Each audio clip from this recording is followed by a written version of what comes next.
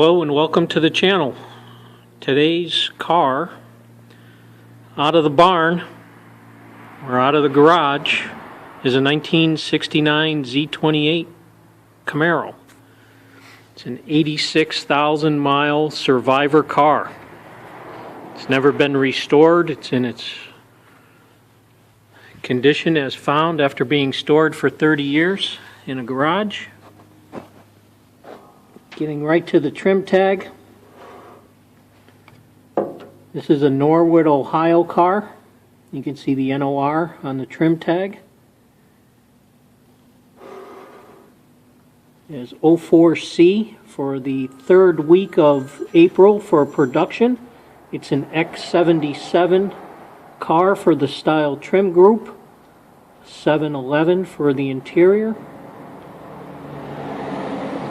And a code 52 paint car.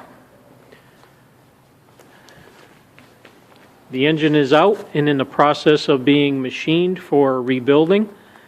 We'll have another segment to show that it is the original matching numbers car, and that the VIN on the engine will match the VIN here. You see the last six of the VIN, 627800. We'll find that on the engine for the car. It's a black stripe car. You can see by the painting on the cowl vent panel that the stripes have never been repainted. If you look at the heater box, it does have a bit more gloss than the firewall, which is proper. This car has the original shields for the inner fender wells. A little bit of surface rust here and there, but nothing rotted. It's a power brake car. It is not a power steering car. Original factory paint. It was washed and buffed not too long ago.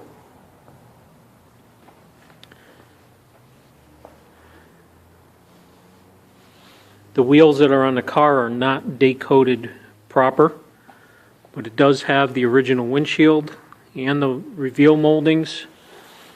The markings that we see on the glass here are proper. It's here as well. It's a factory glass car. The bug is in the middle and in the back. The 711 was for the standard interior, black buckets. The seat belts are original to the car. This one is day-coded 10A of 69. So that's going to be the first week of October of 1969 as the original headliner.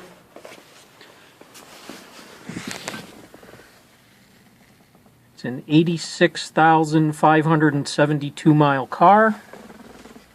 Has the proper 6,000 RPM tachometer, your basic AM radio. All the gauges in the center console. Cutout for the hole for the shifter. Headrests are not installed in the car at the moment. Got some extra parts here in the trunk. This is a proper 1969 wheel. Possibility that the other three original wheels may still exist. You can see the stripes on the rear deck and the overspray around the corner.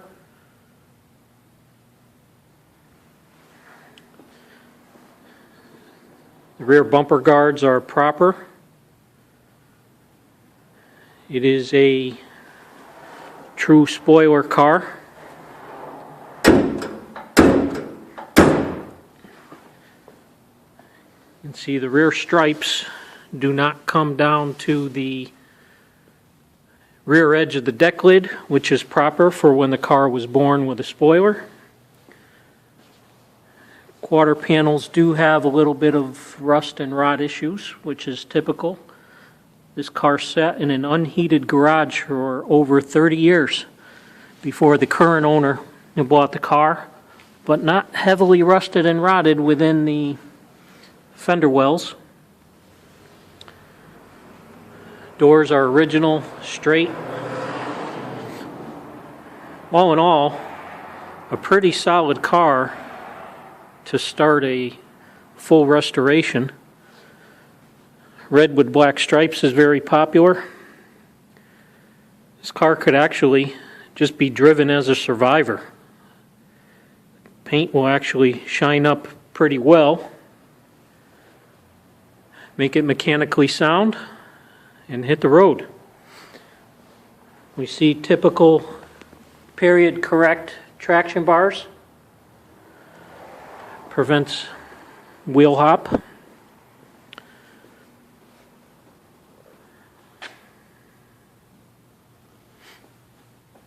Again, just a real good solid car to begin a restoration. You can see some overspray on the front edge of the hood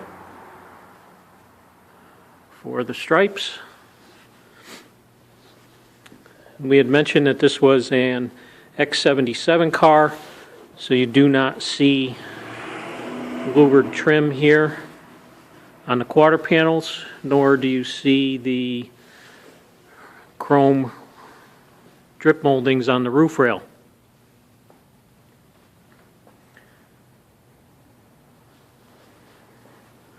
Wide set stripes, which is proper based on the production date of the car.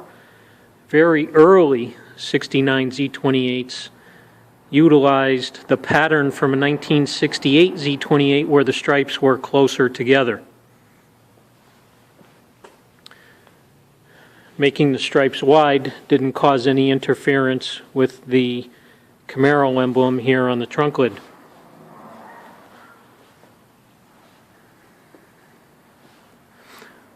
We will continue to follow this car through its transgression to getting itself back on the road, and we will keep you updated. For now, thanks for watching. I'm here at Delano Auto Parts, 63 Glen Street in New Britain. The machine shop handling the work on the 302 cubic inch from the Z28 in this video. Delano's been in business for 57 years. Machine shop, long time, great reputation, whether you're on the drag strip or a circle track or just out on the street, they'll be able to handle all your machine work here at the shop. Everything from tear down to assembly. So here we have what has been determined to be the original matching numbers for the Z28. We have, let's turn the camera around here. The numbers here, V0324DZ. I think we can see the DZ code there. The VIN for the block is here, which is proper for this particular car. Casting number is proper. The casting clock there indicating that the block was cast on during the second hour of the first shift. And down here we have a timestamp of March 13th of 69 as to when the block was actually cast. So once again, we have determined that this is the original matching numbers block. Here we have the cylinder head for the engine, dated C21, which is March 21st of 69, with a proper 186 casting number. Casting clock was for the 5th hour of the first shift, We're in a machine shop here, so you got some background noise, but just to review, you got a proper 186 casting number and a March 21st of 69 casting date. The engine was assembled on the 24th, so no time was wasted. The cylinder head was cast and got right into assembly, and this is the time clock indicating the 5th hour of the first shift.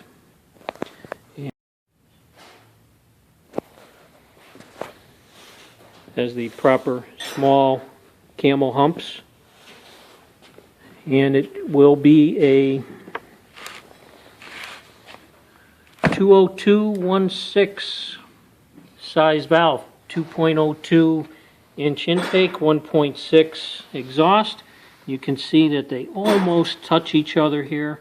If it was a 194 intake and a 1.5 exhaust, there would be a much bigger space in between. It's considered a small chamber. You can tell by this area here is not opened up, so it's a 64 cc head. So once again, everything is proper. Delano Auto Parts and Machine have finished assembly of this cylinder head. It's ready to go. Here we have the other cylinder head.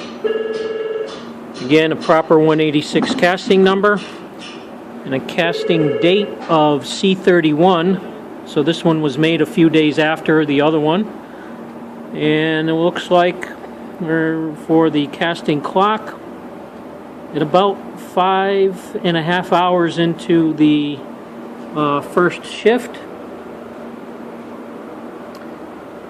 There is a little bit of difference in the pointer height between the two heads. Now that I've inspected this one, it appears that very possibly, well, this is definitely a first shift head, and it's possible that the other one was a second shift head or a first shift head where the pointer was not as flat as this one. You know, there are assembly line anomalies that go on. But again, this head is fully assembled and ready to go. We took a series of photographs to help document this car. Here at the machine shop, we show the 302 cubic inch small block Chevrolet with 4-bolt mains. Here is the casting number, which is proper for a 69 Z28 DZ block ending in 618. Here we have the date code as to when this particular block was actually cast. We have C13 and a 9, which stands for March 13th of 1969. This is a third week of April build for the car, so the engine precedes the date of assembly for the car. So this casting date would be considered proper. Here's the casting clock telling you the time of day that it was cast at the foundry, and you are into the 2nd hour of the first shift. Here is a very important number. The V is for Flint, Michigan, which is the engine assembly plant that built the engine. 03 is for March, 24 is for the 24th day, and the ever popular DZ indicating that it was for a 69 Z28.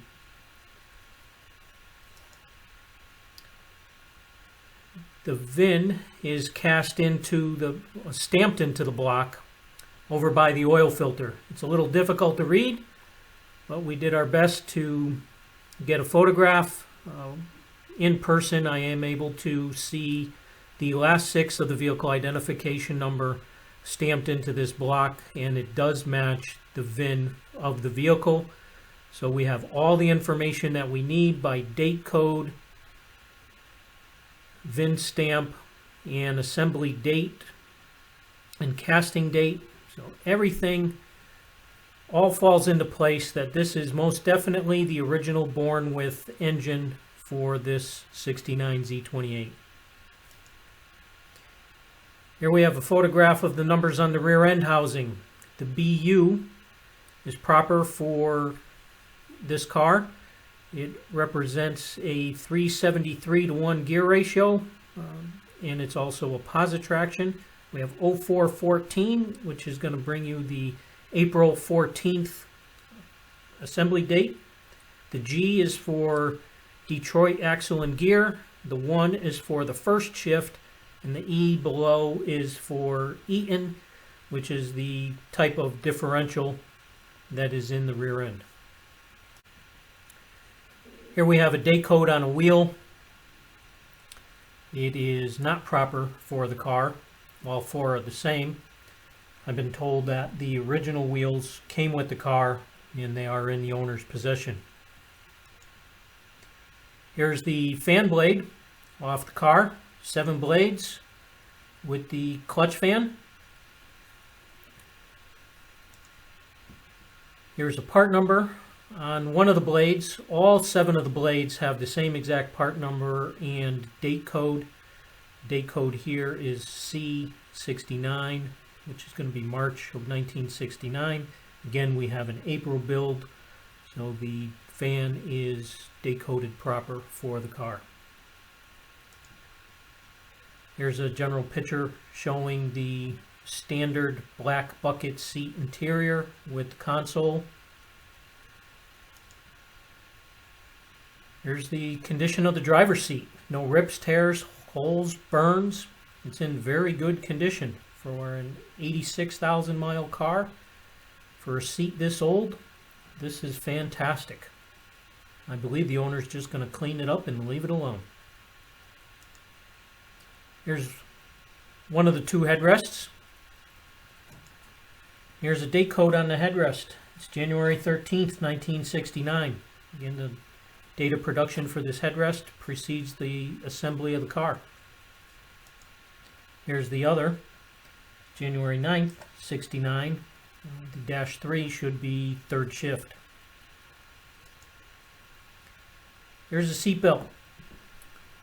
Previously in the video, had a little brain fade, kind of force a habit with date coding. Seat belts are coded a little bit differently than some of the other parts on the car. Here we have 10A69. 10 is actually for the week, so it is the 10th week of 1969. The A indicates that it is a standard seat belt. And the 2904 for the model, we're going to have a better picture on the right side seat belt of that. But the 2 is for a standard belt. The 9, little debate there, but let's just say that's for 1969. And the 04 is for the belt location in the car. There is a difference between front and rear belts. Here's the passenger side seat belt. So the 9 is going to be the 9th week. And again, you have A69 and 2904. The 04 is going to be for an outboard position of this retractor. Here's a photo of the top of the dashboard. 2 holes, must have been a tachometer. Very, very common back in the day. Here's the shifter bezel. Note that it has the shifter pattern right on the bezel, which is proper for a console car. It will also mean that the ball on the shifter handle is going to be chrome. If this were not a console car, the ball on the shifter handle would be black with the shift pattern on the ball in white numbers and the letter R for reverse. And here's just a good right 3/4 view of the car. Basically shows a few things. Number one, that this car actually shined up really well. For an original paint car, this car still got quite a bit of shine. It's an X77 car for the exterior style trim package, so there are no wheel opening moldings, no chrome trim on the louvers and the quarter panels, no roof drip moldings. Also note that it is a full width rear spoiler, so it's not an early build, and it is a wide stripe car. The very early Z28s in 1969 carried over the 1968 stripe pattern where they were much closer together, but it ultimately caused an issue with the Camaro emblem on the trunk. Also note that this car has rear bumper guards, which is proper for the car. I want to give another shout out to Delana Auto Parts for letting me in the door and giving me the time to match all the numbers for the car. If you're in the need for automotive machine work, ask for Danny when you give him a call. Delana Auto Parts, Glen Street, New Britain, Connecticut. Muscle Car Appraisal thanks you for watching our video. Please subscribe to our channel. Please like our video and hit the bell notification. And once again, we thank you for looking at our video. Have a great day.